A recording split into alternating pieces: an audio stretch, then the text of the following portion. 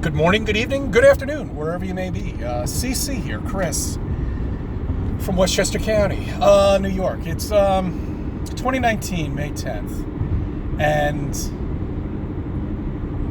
well, before I get into originally what I made this video for,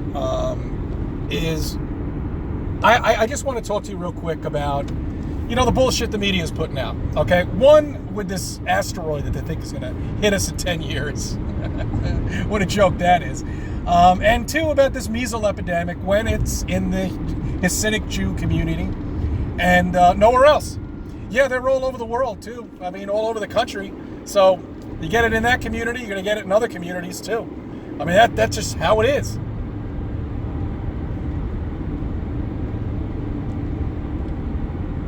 So they keep pumping out these numbers. 275 infected, 350. It's such bullshit, guys. It's nonsense. It's not going to affect you. It's complete horse shit. Okay? Every morning I listen to the radio. The first segment of the radio is 5 killings down in the city, 15 car accidents, 5 casualties. All this nonsense. They're stepping up their agenda, just like they're doing it with the chemtrails. Gray all the time. Yes, I know. In my video, there was actually a clear blue sky. We had it for about 2 hours. It's quite amazing. I can actually see the sun. That's unbelievable. Okay, so I'm online in the supermarket, all right? Same generation that I'm from, talking to a couple of people. Now, I wasn't talking to them. I was overhearing their conversation. And they were mentioning about some asteroid, which I didn't even know about until I actually had to look it up. I haven't even heard of it. That they're predicting some asteroid. So they were actually talking about asteroid prepping. I was bursting. But then I was saying to myself, how am I going to speak to these people without the 10 people that are behind me to think I'm a wacko, and without, whatever. You know what I mean, okay? So while I was thinking about it, by the time I got exactly what I wanted to say, they were finished and they were on their way. This is what I was going to tell them. And I suggest you do the same thing too. Because my generation, when we grew up thinking that our solar system was a stationary object, that the sun didn't move. It was there in the middle and we were revolving around it. That's what we were taught. We weren't taught this new shit that they're teaching kids now, that they're living in a solar system that's traveling at 500,000 miles per hour, going through space in a galaxy that's going 65 million miles per hour. We weren't taught any of that. Okay, we were just taught a stationary solar system, not moving, like a sitting duck for any asteroid in the entire universe to come by and hit us. And it was quite frightening if you think about it. When I was a sleeper, it was frightening. It was something I would buy. Shit, we're just helpless. We're not moving. Okay? So then I was thinking to myself, now that they've introduced this new scale to everybody, and anyway, we're going to get an extra bonus with that asteroid too. I'll get into that later and tell you what I think, what they're going to do. Because originally I thought it was going to be an alien invasion. But now it seems like they're pumping this asteroid shit out, So anyway, I want you to think about the impossibilities of the model that they have out, the complete stupidity that they have out there, that nobody's called them out on. That how in the hell could a solar system be moving and traveling at 500,000 miles per hour through the galaxy or through the universe, whatever you want to call it, whatever these bullshit things that they make up. How could an asteroid be an actual threat to anybody? And how could they pinpoint the exact place where it's actually going to land?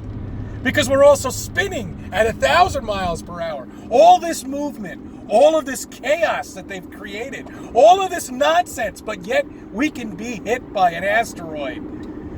It's such bullshit. Think about it. Think about it. Think. It's impossible. Nothing should be a threat at us out there because we're moving in space. Oh, these bastards. They're so asleep.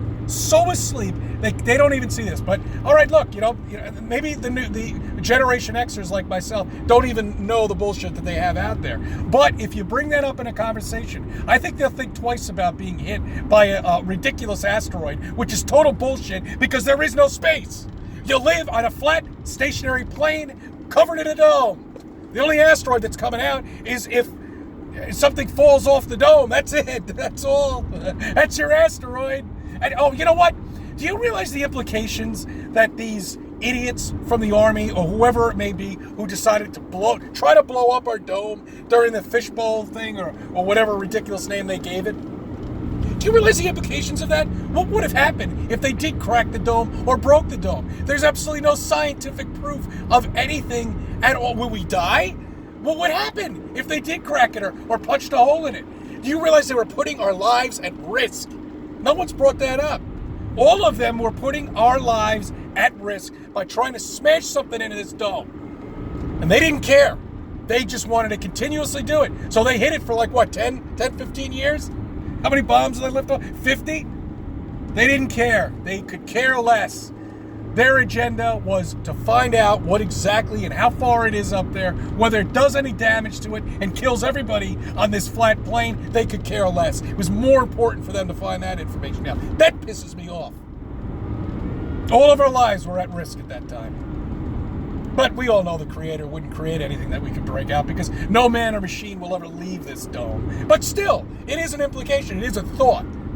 Pisses me off. Anyway, this asteroid. Okay, so there's no way. You know, the model that they have, that even if it was true, we all know it's bullshit. But even if it was true, there's absolutely no way they could even measure the trajectory of a course of a meteor with us traveling and us spinning and something coming from the vast world of the universe. You know, and traveling at how fast is this thing traveling? Well, they say these things only travel about 70,000 miles per hour. Well, we're traveling at 500,000 miles per hour. So this must be going double that, or at least over that, plus another 10,000, okay? Why don't we just round it off? So this meteor is traveling at over 600,000 miles per hour toward us.